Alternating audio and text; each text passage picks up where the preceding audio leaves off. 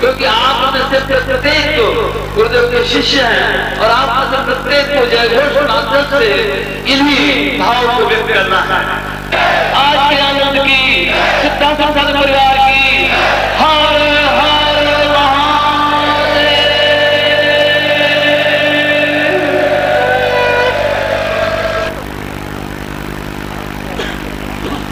बरसो पहुंचा धर्मेव नित्यं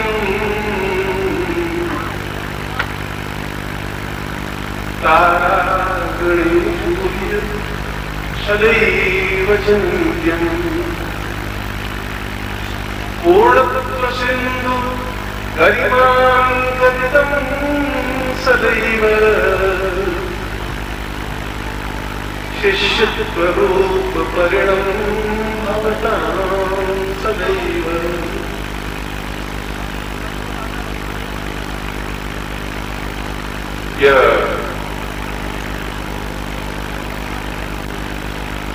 एक ऋषि की वाणी है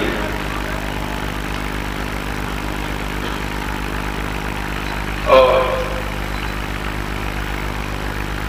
ईश्वरी शब्द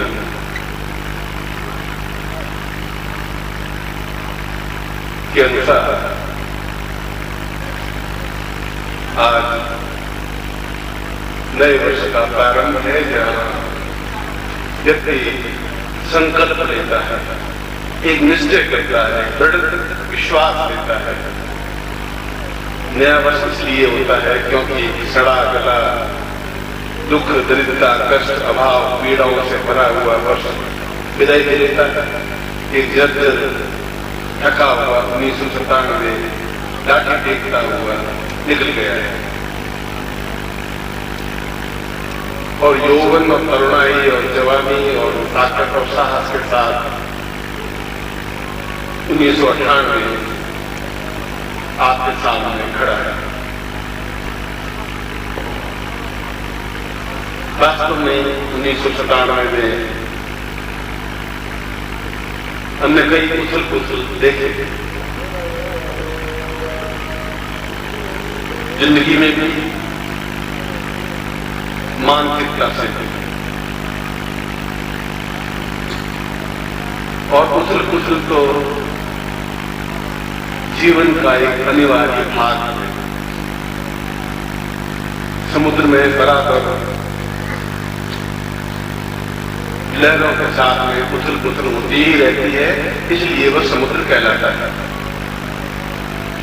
गंगा में उछाल और शांत आती ही रहती है, इसलिए गंगा कहलाती है। जिसका एक रस जीवन है वह जीवन नहीं है, वह तो 1997 में कमर झुकी हुई और कमजोर सा निकल जाता है। मगर हम उम्मीद करते हैं इसलिए प्रत्येक वर्ष जो काम हम नहीं कर पाए वो 1998 में इस संकल्प के साथ अपने गुरुदेव के साथ संपन्न करें, जिससे कि हम एक यौवनवान स्फूर्तिवान तेजस्वी और एक दिव्य व्यक्तित्व बन सके। पिछले 5 वर्षों में आप में बहुत अधिक अंतर आया है, एक सुखद अंतर आया है। सुखदायक अंतर आया है।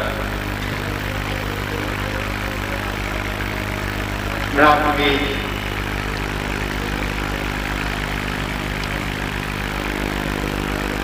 सैकड़ों बार आया हूं,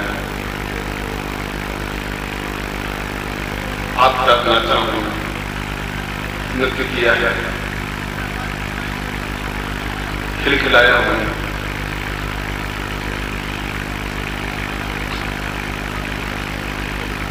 और आपके सुख दुख में भागीदार रहा।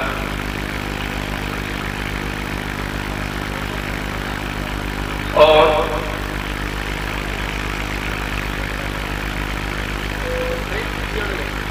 अभी कई वर्षों तक आपके साथ इसी प्रकार से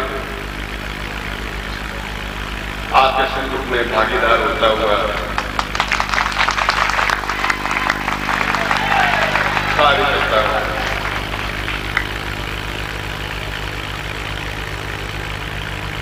जीवन की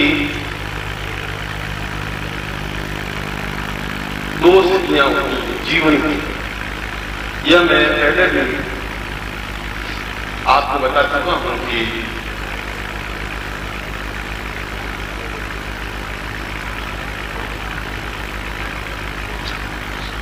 सिंहों के लहड़े नहीं, हंसों की नहीं पान, शेरों के झुंड नहीं होते थे, जंगल में एक शेर होता था और पूरे दहाड़ से पूरे जंगल को कंपायमान कर देता था, हिला देता है, खबा देता है।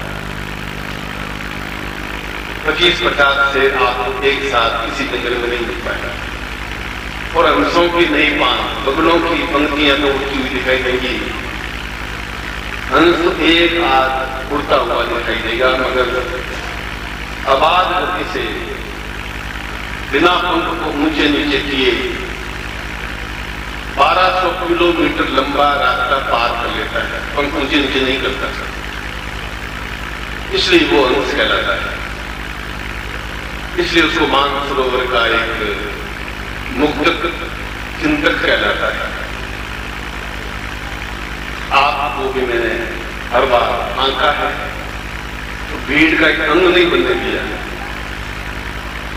हर बार ये प्रयत्न किया कि आप भीड़ के अंग नहीं बने, अनुयायी नहीं बने, अंधविश्वासी नहीं बने। एक नदी थी और नदी उसके पास 100 भेड़ें थी, गडरिये के पास। उसने कहा कि इस नदी को पार करना है, नदी में बाढ़ बहुत है, एक एक भेड़ को मैं लेकर के उस नदी के पास कैसे जाऊंगा। मगर आपने भेड़ देखी होगी तो मुंह नीचे की हुई चलती है, मुंह को देखती ही नहीं। जो आगे भेड़ चलती रहती है वैसे पीछे चलती रहती है। उस गडरी ने एक भेड़ को उठाया और उस बाढ़ वाली नदी को पार किया। बाकी भेड़े भी नदी के तो उसके पीछे पीछे चलने वाली, उनको मालूम नहीं नदी है, बाढ़ है, और सारी भेड़ें नदी पार कर। ऐसे भेड़े में आपको बनाना नहीं चाहता था, ऐसा मुंह नीचे किए हुए आप चले, ऐसा मैं चाहता भी नहीं था, क्योंकि जब मैंने जिंदगी में ऐसा नहीं किया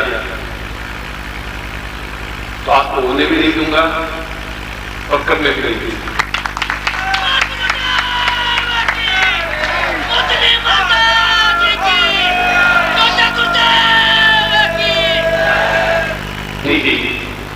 गले के नीचे उतारेंगे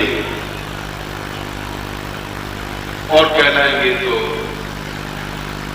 नाटक सिंह वाली के शिष्य ही कहलाएंगे।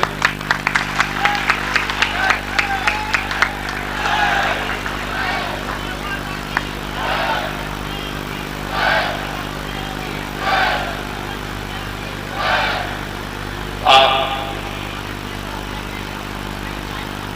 अपने ध्यान पर केंद्रित हैं, इसलिए आप लोग बाहर आपके बारे में क्या मानस है लोगों का आपको ज्ञान नहीं, पर मुझे भारतवर्ष के प्रत्येक प्रांत से व्यक्ति मिलते रहते हैं, शिष्य, अनुयायी और भीड़ के अंग भी। और वो कहते हैं कि आपके शिष्यों में जितना अनुशासन है, जितनी गरिमा आई है, अब वो ओछापन उनमें नहीं है, अब उनमें इतनी व्यर्थ की चंचलता नहीं है, अब क्षुद्रता नहीं है, निंदा नहीं है, उनमें एक गरिमा है। वो आंख से आंख मिला करके बात करने की क्षमता रख रही थी, व्यक्तित्व बन गए और सुन करके एक प्रसन्नता होती है कि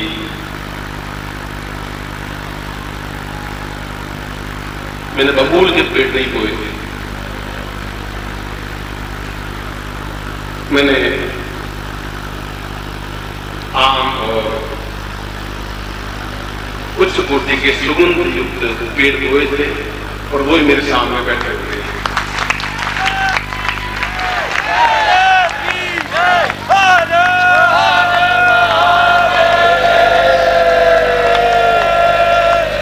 ये उन लोगों की बातें सुन करके एक मन में संतोष है, सही अर्थों में संतोष, एक आनंद की उपलब्धि है, सही अर्थों में आनंद की उपलब्धि है। क्योंकि मैं यदि एक भी बबूल का पेड़ भी से बन जाता तो 100 लोगों के पैरों में कांटा गिर के चुभता था। कैसा एक रिश्ता बन गया है।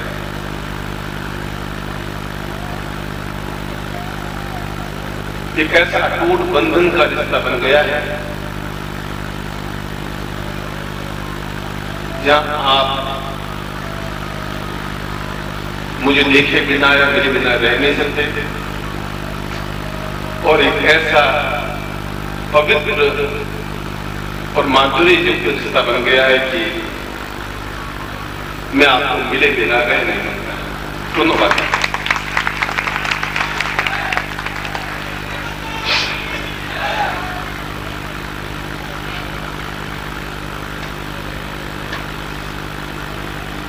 यहाँ के जो कुछ हमारी खुद की इस धरती पर, क्योंकि इस सारे मैदान पर, इस सारी धरती पर मैंने आपसे एक वायदा किया था कि मैं एक अद्वितीय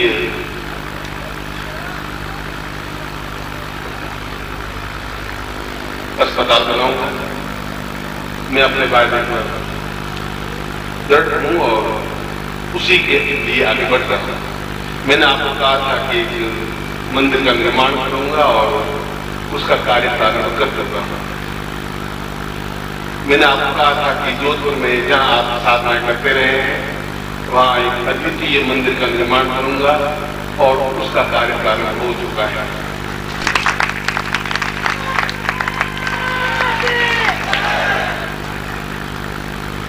वायदे से मुकरा नहीं, जो मैंने कहा है वह मैंने किया है। और पिछले साल की सेवा समिति वाले ये जिनको अपने आप में अच्छी कोटि के बिजनेसमैन हैं, लखपति हैं, गरीब भी, पर गरीब और अमीर पैसों से नहीं होते, दिल से होते हैं। जिनके पास दिल नहीं है, धड़कन नहीं है, प्राणों की ऊष्मा नहीं है, उमंग नहीं है, चेतना नहीं है, वे अमीर के घर में जन्म लेकर के भी दरिद्र से गए बीते होते हैं। और जहां एक प्रेम का प्रवाह है, कई बार मैं खुद टेलीफोन पे डांट देता हूं कि बड़े आदमी बन गए तो मिलते नहीं, क्या बात है। कई बार मैं उनको कह देता हूं कि मैं आता हूं और तुम्हारा पूजन में कर लूंगा, तभी तुम आ पाओगे, क्योंकि मैं रह नहीं पाता।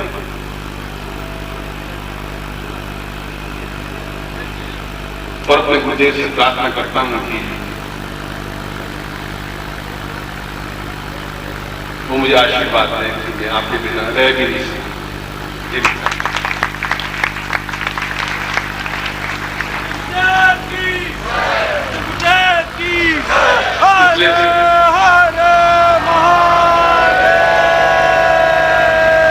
पिछले साल इन सेवा समिति वालों ने 1 जनवरी को एक विशाल मंडप बना करके हमें एक स्थान दिया, मिलने का, बातचीत करने का अवसर दिया। परिश्रम किया वो आपके सामने। जब आप दौड़ेंगे तो मैं आपके पीछे खड़ा, जब आप रुक जाएंगे तो मैं धक्का दूंगा ज्यादा से ज्यादा। अगर पैरों में ताकत नहीं होगी तो आप गिर जाएंगे, पैरों में बल और ऊर्जा होगी तो आप 2000 मीटर दौड़ सकेंगे। मगर 2000 मीटर दौड़ने के बाद भी आप पीछे मुड़ के देखेंगे तो मैं बिल्कुल आपके पीछे ही खड़ा करूंगा।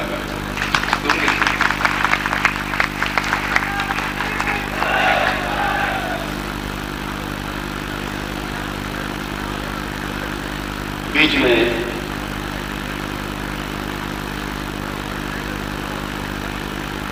कई लोगों ने टेलीफोन पर व्यक्तिगत रूप से मुझसे प्रश्न किए कि क्या आप बीमार हैं। मैं अभी तक बीमारी का कोई अर्थ समझा नहीं था, क्योंकि हिंदी का कोई शब्द है नहीं, अंग्रेजी का कोई शब्द नहीं है, ये किस भाषा का शब्द है ये मुझे ज्ञान नहीं है। मगर जैसा कि मैंने बताया कि जीवन के 2 भाग होते हैं, एक शरीर देह जिसको आप देख पाते हैं, एक प्राण जिसके माध्यम से आदमी व्यक्तित्व ऊंचाई पर उठता है। चाहे वे रामकृष्ण परमहंस हो, चाहे मैं श्री रमण हो, चाहे वे राम हो, चाहे वे कृष्ण हो, चाहे बुद्ध हो, चाहे महावीर हो।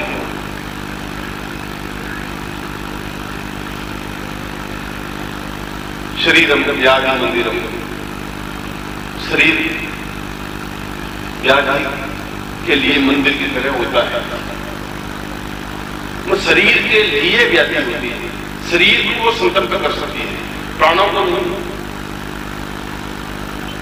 इसलिए जो प्राणमय कोष में चले जाते हैं ये शरीर की सीता करते ही नहीं, क्योंकि शास्त्रों में जब भट्टरी ने बहुत बड़ी तपस्या की और शरीर सूख गया तो अपने गुरुदेव के पास में गए, उन्होंने कहा कि मेरा शरीर जर्जर हो गया है।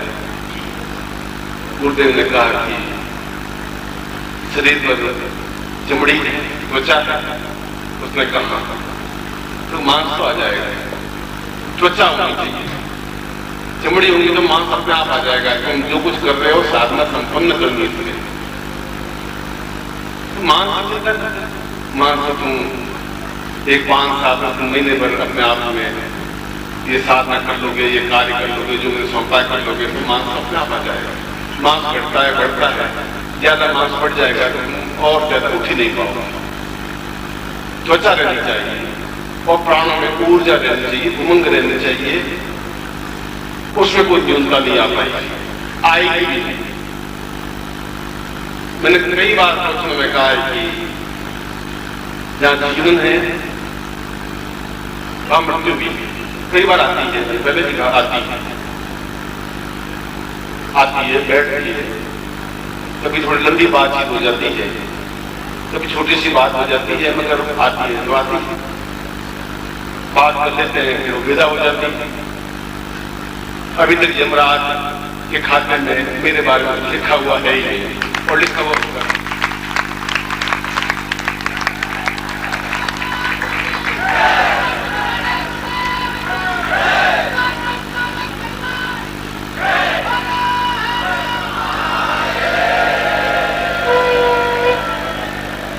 क्योंकि वो यम है, देखा जाए तो उससे भी बड़ा मेरे पास संयम है, और जहां संयम है वहां यम कुछ नहीं कर सकता। और मनुष्य को जब पैदा हुआ था तब भी करीब 3-4 मिनट बाद सांस ली थी। जब कर लो ये क्या हुआ, माँ चिंता की, नानी ने चिंता की, ये क्या हुआ, क्योंकि जन्मदिन पालक होना चाहिए, रोए नहीं 3-4 घंटे, जब हुआ क्या फिर वापस उसमें मिलने के लिए आई थी उसके बाद में आती रहती। आप बिल्कुल चिंता नहीं करें, बीच में जरूर अड़चन आई थी, इस बात को स्वीकार करता हूं, मगर मैं आपके सामने बैठा हूं, मेरे प्राणों में, मेरी ऊष्मा में, मेरी उमंग में, मेरे जोश में, मेरी जवानी में, मेरी ताकत में, मेरी क्षमता में कहीं न्यूनता आप देखें तब मेरी आंख नीचे होगी, और इस जिंदगी में आंख नीचे नहीं हो पाएगी। तो आंख उसी शेर की तरह बराबर देखती रहेगी, बेदती रहेगी, बहती रहेगी।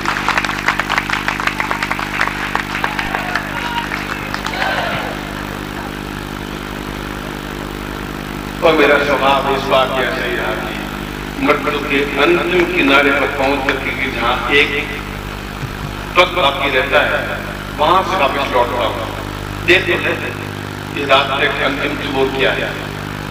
और ऐसा जिंदगी में एक बार नहीं हुआ, 100 बार हुआ है, हर बार हुआ है। मैंने उनको मना भी नहीं, इसलिए इस बात के लिए आपके मन में कोई व्यामोह या कोई चिंतन या अफवाह या जो कुछ भी हो, आपको दृढ़ संकल्प की शक्ति होनी चाहिए कि गुरुदेव की वाणी मिथ्या हो ही नहीं सकती, क्योंकि इसी वाणी ने वेदों का उच्चारण किया है, इसी वाणी में साधनाएं की गई, इसी वाणी के माध्यम से दर्शन गया है। वह वाणी मिथ्या नहीं हो सकती, गलत नहीं हो सकती, क्योंकि इस मुंह में न कोई गलत चीज जाती है और न गलत शब्द निकलता है। और मैं पिछले 3-4 सालों से आपको कहता आ रहा हूं कि समय कम है, और 2 बातें विपरीत ध्रुव है, उत्तरी ध्रुव और दक्षिणी ध्रुव। समय कम है, आपके साथ वायदा किया हुआ है कि आप सिद्धार्थन पहुंचे, 2 अलग-अलग ध्रुव हो गए, और दोनों का पालन करना मेरे लिए जरूरी हो गया है। इसलिए जरूरी हो गया है कि अब वे लड़के जवान जब हो गए हैं, तब पिता को चाहिए कि अपना वजन उन पुत्रों के कंधों पर रख देते, और ये सामने बैठे हुए सही अर्थों में मानस पुत्र हैं। ये सही अर्थ में ये ऐसे पुत्र हैं जिनसे कुछ स्वार्थ, जिनको बंटवारे की चिंता नहीं, जिनसे मुझे कुछ लेना नहीं, जो मन की धड़कन में बसे हुए हैं, जो निकाल नहीं सकता। इसलिए जब तक उनके कंधों पर वजन नहीं डालेंगे, तब तक उनकी कंध, उनके कंधे उस क्षमता से हाथ उठाने के समर्थ भी नहीं हो पाएगा। और इसीलिए मैं कह रहा था कि समय कम, क्योंकि अपना खुद का चिंतन, अपने खुद का ग्रंथ लेखन, अपने खुद की साधनाएं जो कई वर्षों से न्यून हो गई, उसके लिए भी समय चाहिए। और मैं तब तक आपके साथ काम करता रहा जब तक आपके कंधे उस वजन को उठाने में तैयार नहीं हो पाए जो मेरे गुरु ने मेरे कंधों पर वजन डाला था। और मैं उसी परंपरा का पालन करता हुआ अपने कंधों का वजन आप पर इसलिए डाल रहा हूं, आपके कंधे इतने मजबूत हो चुके हैं।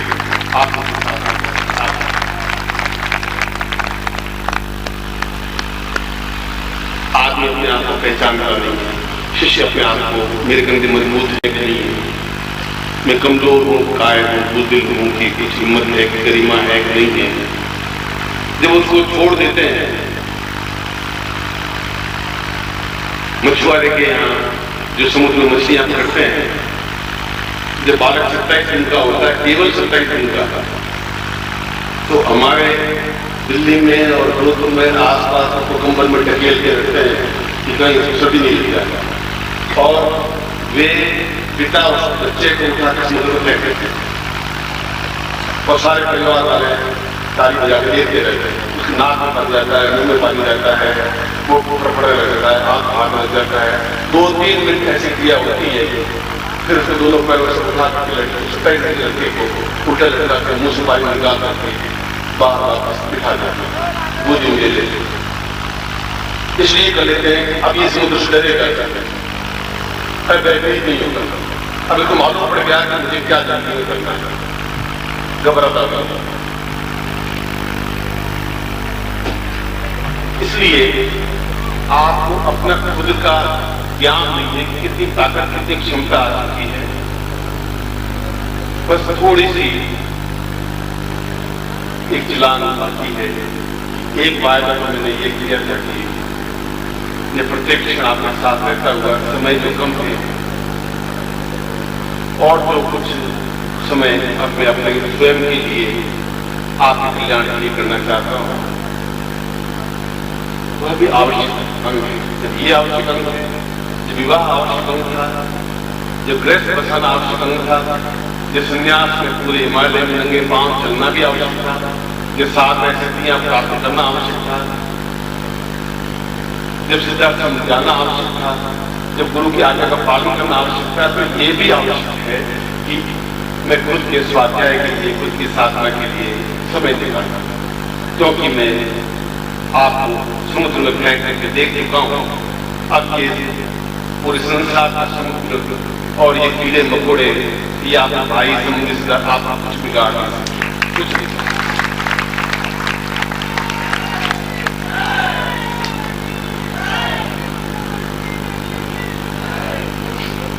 और मैंने अपनी बात प्रारंभ की थी जवानी, जोश, उमंग, साहस और ताकत के साथ नए वर्ष का स्वागत करने के लिए। एक जर्जर वर्ष निकल गया, जाके देखता हुआ, कमर झुकाता हुआ विदाई दे दी। इस वर्ष में एक करुणाई, एक क्षमता है, साहस है, और हम उनके साथ में जो जवान और साहस है, क्योंकि शरीर से कोई आदमी कमजोर नहीं होता, प्राणों की ऊष्मा में ताकत होनी चाहिए। इसलिए मैंने आपको डिफरेंस बताया कि शरीर और प्राणों में क्या अंतर होता है। और ये उसका प्रथम दिन संकल्प दिवस कहलाता है। हम संकल्प लेते हैं, चाहे नया वर्ष का प्रारंभ हो, चाहे गुरु जन्मोत्सव हो, पूरे साल में 4 दिन ऐसे होते हैं जब आदमी संकल्प लेता है। संकल्प का मतलब है कि यह मुझे करना ही है, उसको संकल्प कहते हैं। तस्मै नमः शिव संकल्पमस्तु। हम कल्याण बन सकते हैं जब संकल्प लेंगे।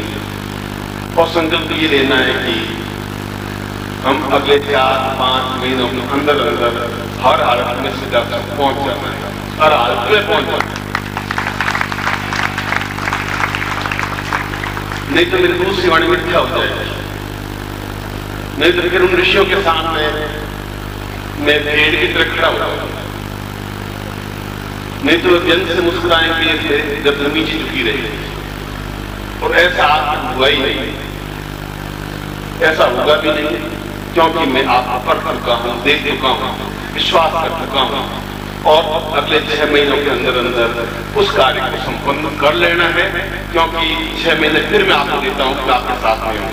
यूं तो मैं 20 साल तक आपके साथ में, 50 साल तक आपके साथ में,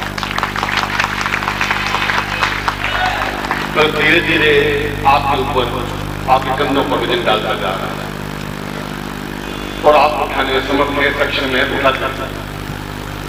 या आपका चेहरे का दर्द, या आंखों की गरिमा, या आपका प्रेम, ये मेरे प्रति उपलब्ध आज के संसार में सिद्धार्थ के योगी भी होंगे, पर इतना प्यार कहीं मिला ही नहीं होगा उनको। केवल एक ऊष्मा मिली होगी, हाथ जोड़े होंगे लोगों ने, इतना ही किया होगा शिष्यों ने। इतनी चलचलक में आंखें नहीं देखी होगी उन्होंने, इतने गदगद कंठ नहीं देखे होंगे। जब अफवाह सुनने की मुझे तकलीफ है तो 100,000 टेलीफोन नहीं आते, और आप में है। इसलिए तो मैंने कहा कि हर सन्यासी, योगी, यहाँ के कथावाचक, पंडित, विद्वान आश्चर्यचकित है कि इतने अनुशासन प्रिय क्यों, कैसे? बनारस में सारी रात बरसात होती रही, साधना करते थे, आसन पानी बह रहे हैं, बक्से बह रहे हैं, एक भी हिला नहीं मारा। भोपाल में फिर हुआ, तूफान आया, सारा टेंट उखड़ गया। पिछली बार मैंने कहा साथ में चिंता करिए, एक बार तो प्रकृति परीक्षा लेगी और वापस 4 घंटों में वापस टेंट लगा के वही हमने साधना की। प्रकृति को बता दिया कि हम में ताकत है, तुम में ताकत नहीं। ये हमने बता दिया।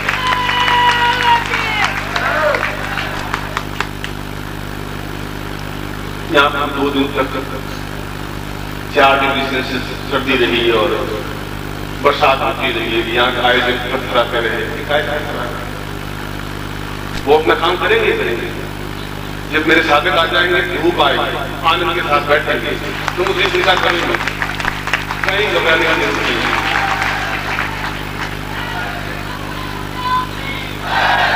आज के आपको ध्यान हो कि 12 दिन के बाद में सूर्य आपके दर्शन करने के बाद आपको आना ही पड़ेगा। दिल्ली वालों की वजह से वो नहीं आ पाया, 12 दिन तक आए ही नहीं। वहां गिरा रहा भगवान का देखा, आप आए, जो ही आप एक एक करके आने लगे, जो बिल्कुल मतलब ऊपर तो धूप थी, गर्मी थी। मैंने कहा कि ये साधना का बल है, ये शिष्टता का बल है।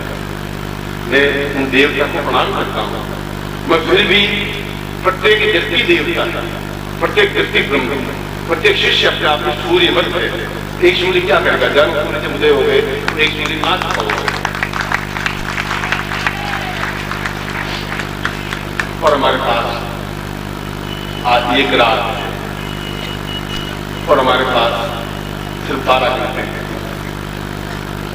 और हमारे पास केवल 7,200 मिनट सिर्फ, और हमारे बहुत लंबा रास्ता है कि गुरुदेव ने आज्ञा दी है कि सिद्धाश्रम पहुंचना ही, और प्रत्येक मिनट का उपयोग इसलिए करना है कि आज का दिन एक संकल्प दिवस है। आज का दिन आपके साथ पूरी तरह से सिद्धता और शक्ति प्राप्त करने का दिवस है।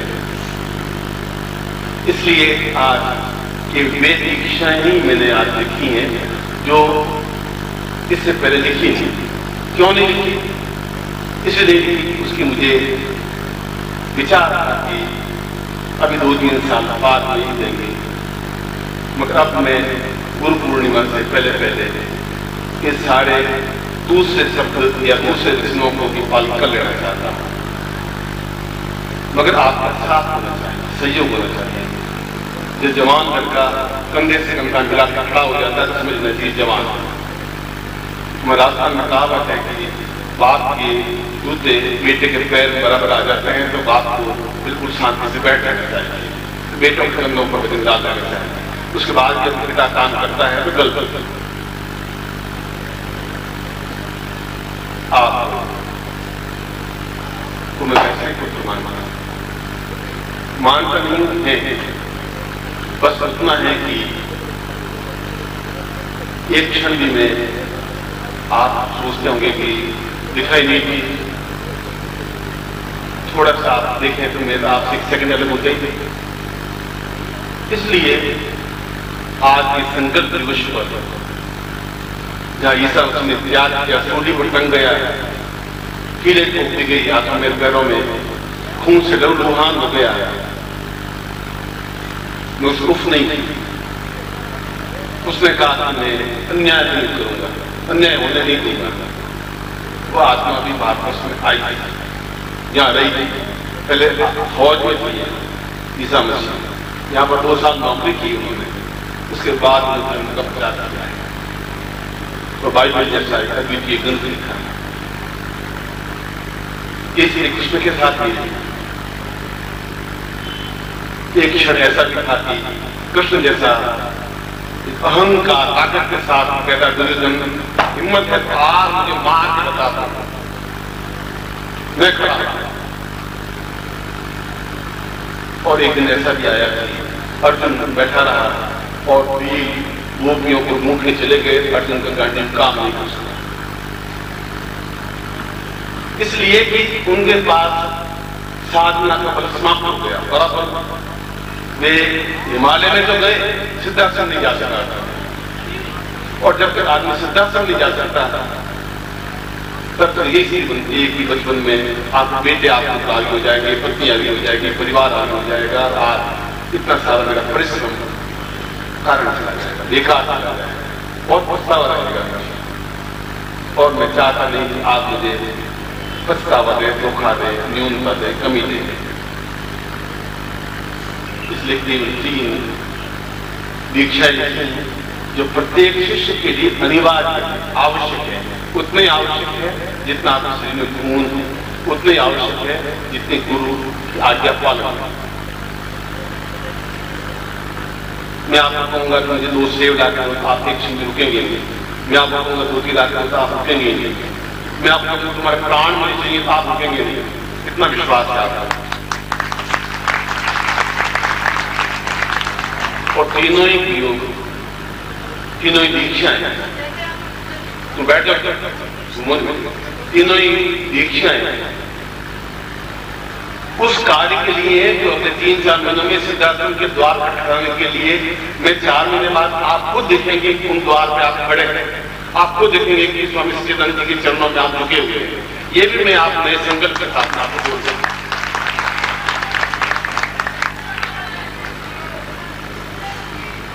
इस एक करके उतना ही कार्य मुझे आपका देना है, 2 प्रयोग देने हैं, सिर्फ 3 दीक्षा लेनी है बस। और इतना देने के बाद में सम्राटाभिषेक, शिष्याभिषेक, राज्याभिषेक और सम्राटाभिषेक आपने अधिकांश लोगों ने तीनों में भाग लिया है। और बड़ी कठिनाई के बाद में सम्राटाभिषेक दीक्षा दी जाती है। वह सम्राटाभिषेक से संबंधित माला पूज्य पिताजी है, वह आप पहले गर्व के साथ जिससे कि आप उस अद्वितीय स्थान को देख सकें जहां करोड़ों करोड़ों उच्च कोटि के देवता, गंधर्व, अप्सराएं, गुरुदेव और ऋषि मुनि, योगी, यति, सन्यासी हैं। और पूर्ण करुणाई के साथ, गर्व के साथ मैं वहां आपके बीच में खड़ा था। उस क्षण का कल्पना नहीं की जा सकती।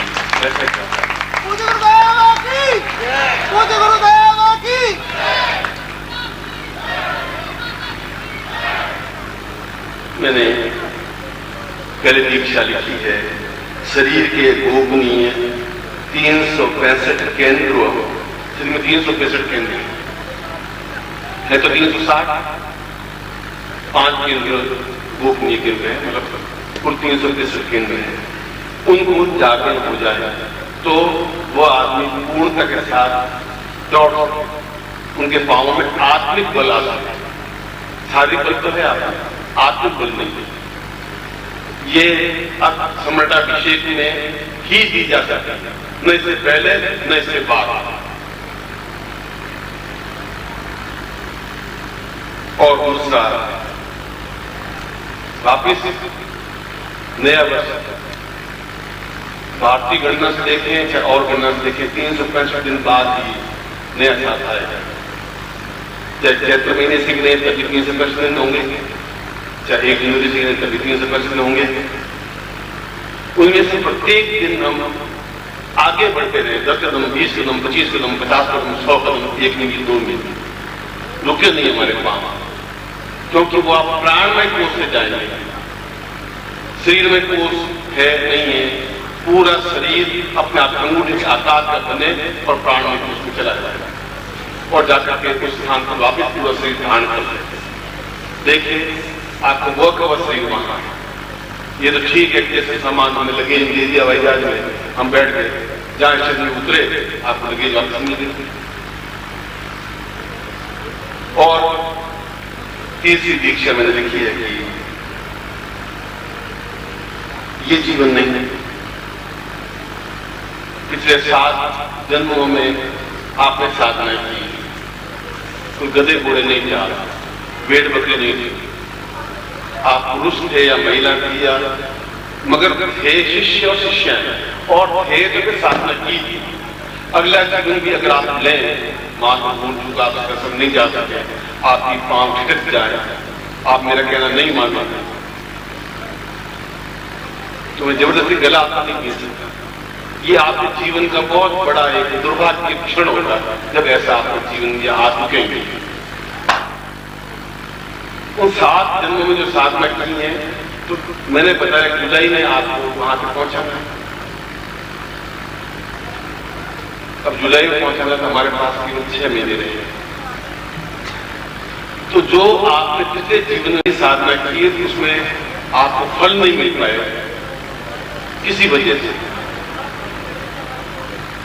कहीं आप में शुद्धता आ गई, नींद आ गई, आज ना आके तो आप आगे पालन नहीं कर सकते। मैं क्या करता हूं? तो 7 जन्मों में साधनाओं का उस दीक्षा के माध्यम से फल मिल जाए, इस तेजी के साथ आप बढ़ सके। तीसरी दीक्षा वो है, तीनों दीक्षा आत्मनिधि। आप अंदाज लगाए तीनों दीक्षा आत्मनिधि के लिए कितनी अधिक उपयोगी है, अद्वितीय है, प्रत्येक पुरुष के लिए, प्रत्येक स्त्री के लिए। मैं तो इन दीक्षाओं के लिए शायद मेरे पांव में बड़े बड़े छाले पड़ गए थे और शायद हिमालय के एक दूसरी जगह बढ़ते बढ़ते सारा शरीर इससे कई गुना ज्यादा सबके कांटा हो गया। पर मैंने निश्चय किया था कि मुझे दीक्षा ले लेनी है, समृद्धाभिषेक लेने के बाद में सीधा से दर्शन जा सकता। कि मैं जानता हूं कि उनको प्राप्त करने के लिए कितना कठिन संघर्ष परिवार को छोड़कर किया था। स्वार्थ नहीं था, बता देना चाहता था कि संकल्प था, जाना है मुझे तो जाना है। उसमें कई व्यय आए, खर्चे आए। आप जिसके पास पैसा होगा पैसा खर्च करेगा, जिसका शरीर होगा शरीर की सेवा से करेगा। मैं लंगोट धोता, उनको स्नान करवाता, उनकी सेवा करता और 12 महीने बाद जाकर के वो एक दीक्षा देते, 6 महीने बाद जाकर दीक्षा देते, मगर संकल्प शक्ति में कमी नहीं आई। मैं आपके सामने उस समय भी जब घर आया बीच में, तो पत्नी ने कहा कि आप क्या काबिल कर रहे हैं, शरीर तो कुछ रहा ही नहीं। मैंने कहा चमड़ी बाकी है, वो गलेगी नहीं और उसमें मांस वापस आ जाएगा। और सिद्धार्थ ने पूर्णतः जा पाया। हिमालय आप हैदराबाद में आए होंगे तो मैंने आपके सामने व्यक्ति को सामने खड़ा किया। ये तीनों दीक्षाएं और 2 प्रयोग जो नए वर्ष के अवसर पर प्रयोग किए जाते हैं, ये प्रयोग भौतिक जीवन के लिए एक साथ मां ने दीक्षा ले ली, बस उसके बाद में बेटा बेटे की दीक्षा ले ली तो बहुत हो गया। ऐसा नहीं चाहता, बहुत हो गया ये तो शुरुआती आई। जो कोई लड़के क सिखाता है तो वो क सीख तो लेता है, दीवार में भी क लिखता है, कोयले से, फिर आंगन में भी क लिखता है, फिर हर जगह क लिखता है कि मैं पढ़ा लिखा क लिखता हूँ। अब आप क लिखने के पूरा एक लेटर 2 मिनट में लिख लेंगे। अब उनको एक एक अक्षर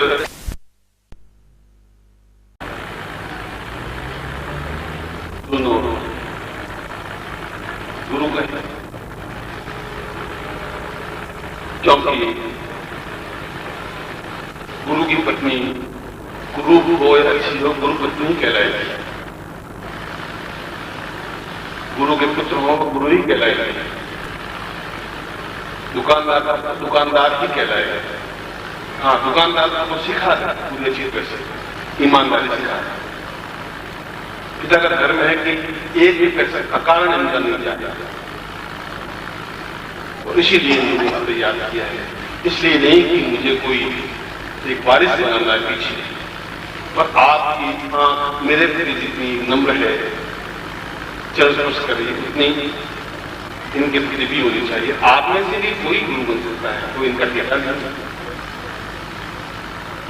आप में से भी मैंने वहां हैदराबाद में स्वामी जी खड़ा किया था, आप सीधा फिर क्या होता है, आपने ये तो पंजाब के एक प्रोफेसर थे, आपके सामने उदाहरण रखे थे, वो आज गुरु बन सकते हैं। मगर गुरु बनने में कांटे ही कांटे, शिष्य बनने में जो आनंद है उससे कोई तुलना हो ही नहीं सकती। शिष्यता अपने आप में सेवा है, और सेवा करना अति कठिन कठोर है। सबसे कठोर शिष्य बनना सेवा करना है। इस दिन समय में बहुत कम होगा। एक रात्रि कोशिश करता हूं कि आज रात्रि में ये सब काम, केवल 5 काम कंप्लीट कर सकूं। इसलिए आपको जब आधे घंटे का टाइम दें, आधे घंटे में उस काम को कर लें, या 40 मिनट टाइम दें, 40 मिनट में काम कर लें। फिर आप घूमते घामते इधर चाय पीते हुए, जूते कप पीते हुए, फिर आप टहल करते हुए सोचें कि साला क्या होगा इससे। ऐसे शिष्य आप नहीं बने तो ज्यादा अच्छा है। और मैं ऐसे शिष्यों भीड़ को चाहता नहीं, 1 रहे, 2 रहे, 10 रहे, मगर क्षमता के साथ कर लें। जो गुरुदेव चाहेंगे वो अपना उन्होंने कह दिया हमें करना है। इसलिए क्योंकि मैंने कहा 7 या 200 मिनट बस, फिर तो बात सूर्योदय हो जाएगा। कई लोगों को रिजर्वेशन होंगे, कई लोग सुबह गाड़ी में जाना चाहिए। इलेक्ट्रिक पूरा 100% यही करूँगा, आज रात भी कोई हम करेंगे। और सर्दी मुझे तो लग नहीं रही है, गर्मी लग रही है। आपको अगर सर्दी लग रही है तो मेरे लिए चिंता का विषय है कि सर्दी कहाँ से आ रही है, मैं तो देखी नहीं। मैं तो ला नहीं था गाड़ी में। सर्दी गर्मी मानसिक बात होती है, बहुत दुखी हूँ, टेंस बहुत है, टेंस बहुत है। शराब पीने, सिगरेट पीने, टेंस तो एक शब्द है। और शराब पीने से और सिगरेट पीने से टेंस मिटता हो तो फिर टेंस शब्द बनेगा ही नहीं। ये तो मन कहते हैं। सर्दी कुछ होती नहीं, गर्मी कुछ होती नहीं, बरसात में उदाहरण दिया बना सकते। बरसात क्या बरसात लगती है, आंसू बह रहे, सामान बह रहे, किताब बह रही है, सामग्री बह रही है, और मस्ती के साथ नाच रहे, झूम रहे। सारी रात हमने देखा, आप लोगों ने देखा। इसलिए इन 3 परीक्षाओं के अलावा चौथी परीक्षा नहीं देनी है, 2 प्रयोगों के अलावा तीसरा प्रयोग की जरूरत नहीं है। और वह आज 12 बजे, 1 बजे, 2 बजे तक संपन्न कर लें। और जितना भी टाइम लगेगा आपको, उतना यहाँ के आयोजक को जो है, जो गुरु हैं, उनको उतना टाइम आपको दें। उनको क्षमता में दी और मैं खुद इन दीक्षाओं को देने के लिए आऊंगा। वो भी आप चिंता नहीं करें, घबराए नहीं। मगर यदि किसी को इस काम के लिए पिछले 6 महीनों से 7 वर्ष तैयार करता हूँ कि तुम्हें इसमें पारंगतता प्राप्त करनी है, तो मैट्रिक तो मेरे चाचा जी ने भी की थी, मेरे पिताजी ने भी की थी, फिर मैंने भी की, फिर मेरे लड़कों ने भी की। अब मैट्रिक तो सर्टिफिकेट तो हमारे पास है। अब ये थोड़ी कह सकते हो मेरा दिन की आप मैट्रिक कर ही नहीं सकते। क्यों नहीं कर सकते? मेरे आगे बेटे भी करेंगे, मेरे पोते भी जाके करेंगे, तुम भी करोगे, तुम्हारा बेटा भी मैट्रिक पास करेगा, 10th पास करेगा। एक कसौटी है, एक ज्ञान उतना प्राप्त होना चाहिए, उससे ज्यादा ज्ञान दिया है। इसलिए मैंने कहा कि उनको भी, आयोजकों को भी चाहिए उन गुरुओं के प्रति उतना ही नम्र रहे। आपको भी चाहिए कि उसमें स्वामी निखिलेश्वरानंद का एक प्रतिबिंब ही देखे। आपको भी ऐसे चाहिए।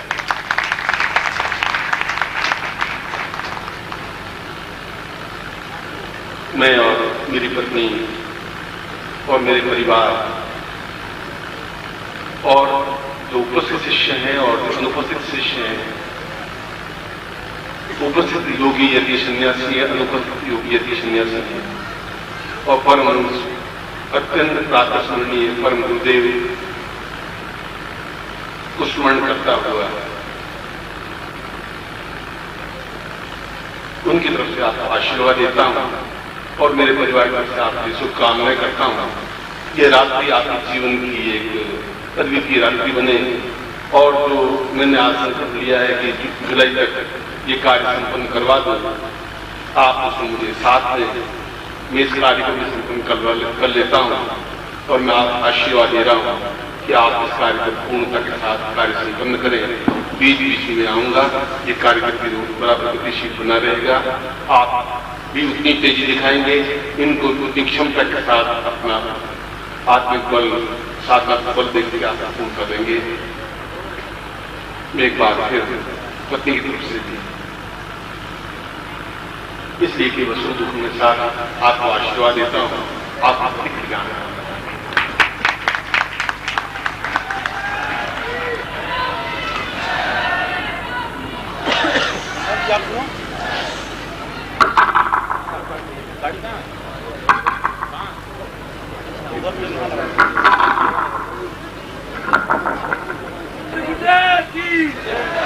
माता जी की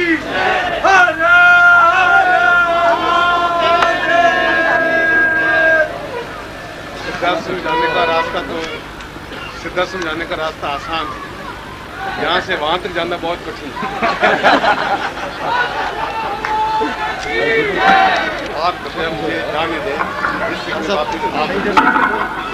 बराबर एक तरफ निकल जाओ। आप पूरा समय दीजिए, पूरा रास्ता देखिए, गाड़ी को आगे दीजिए, यहाँ गाड़ी को आगे दीजिए और रास्ता पूरा खाली रखिए आप। भगवत पूजपाद गुरुदेव जी ने अभी आपको बताया कि आपके मर्यादा की प्रशंसा होती है, आपके गौरवपूर्ण व्यवहार का उल्लेख गौरव के साथ करने में लोग अपना गौरव समझते हैं। आपको वही यहाँ व्यक्त करना है। भगवत पूजपाद